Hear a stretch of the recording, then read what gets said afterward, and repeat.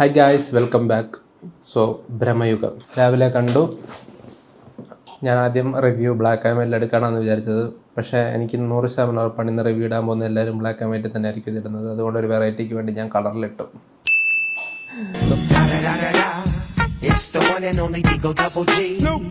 അല്ലു അർജുന്റെ അടുത്ത ശബ്ദമാവാൻ ആഗ്രഹിക്കുന്ന ഒരാളോട് എനിക്ക് പറയാനുള്ളത്, അല്ലു അർജുന്റെ അടുത്ത ശബ്ദം നിങ്ങൾ എന്തിനാവാൻ?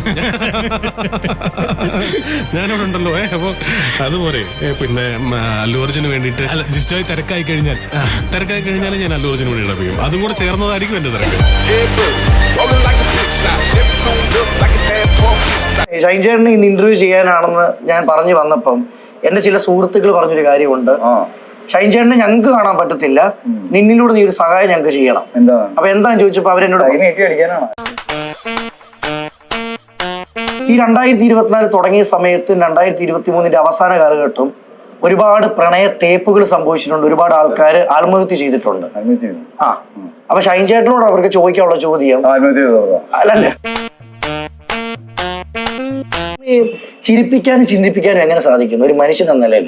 മനുഷ്യൻ മാത്രല്ലേ പറ്റുള്ളൂ. പട്ടിക്കുട്ടി വന്നിട്ട് അങ്ങനെ ചെയ്യാറുണ്ടോ? അന്ന് അവിടെ അത്ര റിയാക്ട് ചെയ്യാനുണ്ടായ കാരണം എന്തോ ഷൈൻ ചേട്ടനാ? റിയാക്ഷൻ വന്നതുകൊണ്ടായിരിക്കും.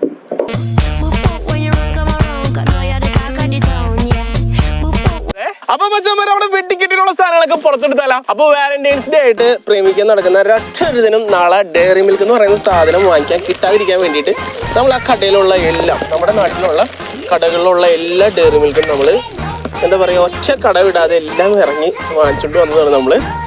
കണ്ട അത്ര എഫേർട്ട് എടുത്തിട്ടാണ് നമ്മൾ ഈ ഒരു വീഡിയോ ചെയ്യുന്നത്.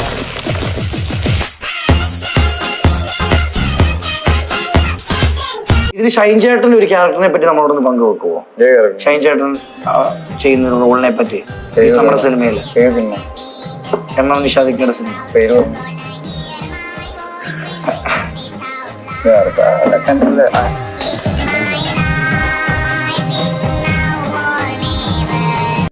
ഷൈൻ ചേട്ടൻ നല്ല ഷൈൻ ചെയ്ത് വൈറലായത് ആദ്യ സംഭവം എപ്പോഴാണ്? ജനിച്ച സമയത്ത്. അല്ല മുകേഷ്, ഇപ്പൊ MLA ഒക്കെ ആയിരിക്കുക. അപ്പൊ ഈ 1 കോടി എങ്ങാനും കൈ കിട്ടി എന്താ ചെയ്യാൻ പറ്റുക? ഞാൻ ശരിക്കും പറഞ്ഞാൽ ഒരു നാടക കുടുംബത്തിൽ നിന്ന് വരുന്ന ആളാണ്. അതെ, നാടക നടീനടന്മാര് അവരുടെ ട്രൂപ്പ് നടത്തുന്ന എല്ലാവരും എനിക്ക് നേരിട്ടറിയും. അവരെല്ലാവരും വളരെ പ്രയാസത്തിലൂടെയാണ് കടന്നു പോകുന്നത്.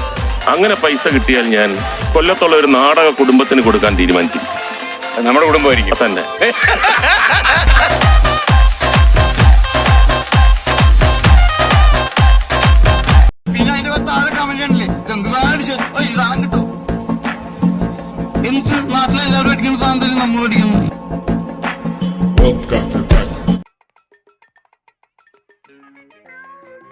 എന്തോ എങ്ങനെ ഒരു കൊലക്കേസ് കഴിഞ്ഞ് ഇറങ്ങിയുള്ളൂ, വെറുതെ എന്നെ വീണ്ടും ജയിലിൽ കയറ്റിക്കരുത്.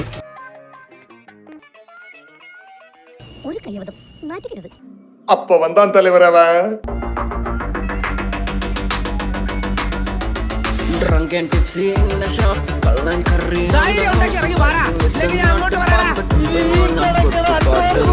the shop, vibing with the thing, chilling with the jungle. So are you YouTuber or something? No. Why? Don't lie. Doing master.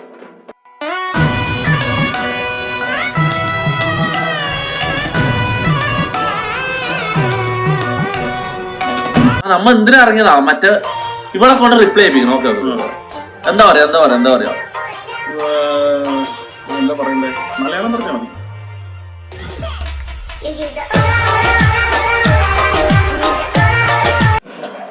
ഇവര് ഒരു റിലേഷൻ ഉണ്ടായിരുന്നു. ഇതിനുശേഷം റിലേഷൻ ഉണ്ടായി. അപ്പൊ ഈ കുട്ടിക്ക് എന്താണ്, ഇവ എത്ര വലിയ ആളല്ലേ, അപ്പൊ അതിനറിയണം ഇങ്ങനെ വേറെ വല്ല സ്വാഭാവികമായിട്ട്.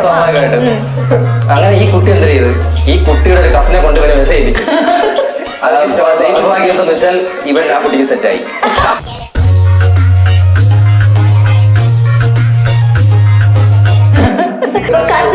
റിലേഷൻ ആയില്ലേ? എന്നിട്ടിപ്പോ ഇപ്പോഴും റിലേഷൻ ഉണ്ടോ? അത് ബ്രേക്കപ്പ് ആയി. റിലേഷൻ ഒന്നല്ല, ഇവിടെ തൂക്കാൻ വേണ്ടി വന്നതാ. ഓക്കെ അടിച്ചു കഴിഞ്ഞപ്പോ പോയി. കിട്ടിയതും ഇല്ല, അതും പോയി ഇതും പോയി മൊത്തം.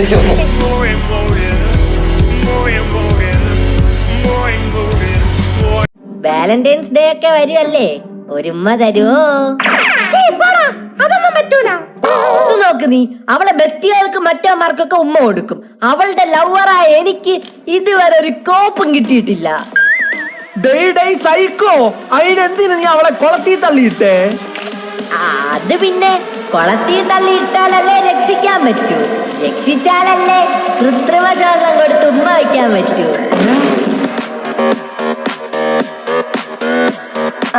തോന്നി പാടിക്കാം. ടൂൺ വെച്ച് കണ്ടുപിടിക്കണം. ഏതെങ്കിലും ഒന്ന് പാടി കൊടുക്കും. എന്നെ കണ്ട എന്ത് പാട്ടാ പാടാൻ തോന്നുന്നത് അത് പാടാം. ഒന്നും പാടാൻ തോന്നില്ല. നമസ്കാരം ചിത്ര ചേച്ചി, വിധു, സിത്തു, ഷെറിഫിക്ക, ബാക്കി എല്ലാവർക്കും നമസ്കാരം. അടിപൊളി. എന്റെ പേര് വർഷ രമേശ് എന്നാണ്. വർഷ രമേശ്. ആഹാ, കലക്കി. ഞാൻ എല്ലാ വർഷവും രമേശ് ജനിച്ചപ്പോ തൊട്ട്.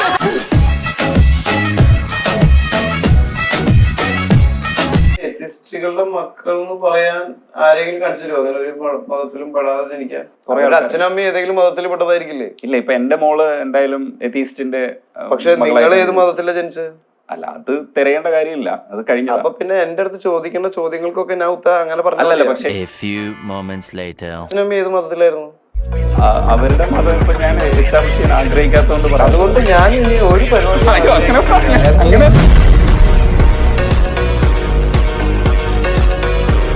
എടാ പോവാ. എടാ നിക്ക് എനിക്കൊരു കാര്യം പറയാനുണ്ട്. എടാ നീ എന്തിനാണ് എപ്പോഴും ചിരിച്ചോണ്ടിരിക്കുന്നത്?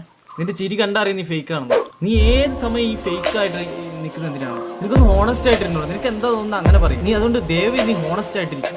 ശരിടാ, നീ എന്താ ലേറ്റ് ആയത്? 1.5 മണിക്കൂറായിട്ട് ഞാൻ അവിടെ വെക്കാം. നിന്റെ മറ്റവളല്ലേ, അവളുടെ പേരെന്തായിരുന്നു? അഞ്ജന. ക്രിഞ്ചന. അവളായിരുന്നെങ്കിൽ നീ ഇവിടെ നേരത്തെ വന്നൊരു പായം വിരിച്ചിരിക്കില്ലേ നായെ? എടാ നിന്റെ അവളുടെ ക്രിഞ്ച് കാണുമ്പോണ്ടല്ലോ രണ്ടിനും ചുമരി തൂക്കാൻ തോന്നും. അതിനിടെ നീയൊക്കെ എന്തിനാണ് എന്നെ വിളിക്കുന്നത് നായിന്റെ മോനെ?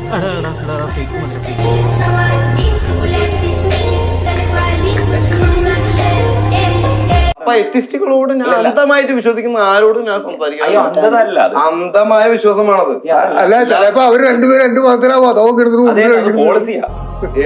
നമ്മളിപ്പോ ചില പോളിസി ഞാനൊരു പോളിസി എടുത്തിട്ടുണ്ട്. എന്നറിയോ? അല്ല, ഞാൻ ഭയങ്കര അന്ധമായിട്ട് വിശ്വസിക്കുന്നവരായിട്ട് സംസാരിക്കാറില്ല. അല്ല, ഞാൻ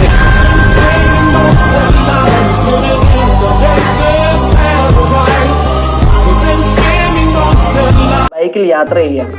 ആ സമയത്ത് ട്രാൻസ്ഫോമറിന്റെ മുകളിലായി പാർക്ക്, അതിന് താഴെ ഒരു കാട്ടാന നിൽക്കുകയാണ്. ട്രാൻസ്ഫോമറിന്റെ ബാക്കിൽ ഒരുപാട് കുടുംബങ്ങളും ഉണ്ട്. നിങ്ങൾ ആ സാഹചര്യത്തെ എങ്ങനെ ഹാൻഡിൽ ചെയ്യും? സാർ, ഞാൻ ഒട്ടും അമാന്തിക്കാതെ തന്നെ ആദ്യം ആ കാട്ടാനയും എനിക്കെടുത്തു. എന്നിട്ട് ആ കാട്ടാനയും കൊണ്ട് പോയി ഒരാറ്റിൽ നിന്നും വെള്ളം പിടിപ്പിക്കും, തുമ്പിക്കൈ നിറയെ.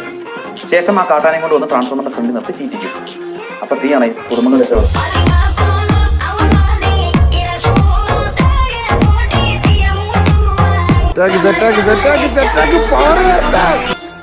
Jama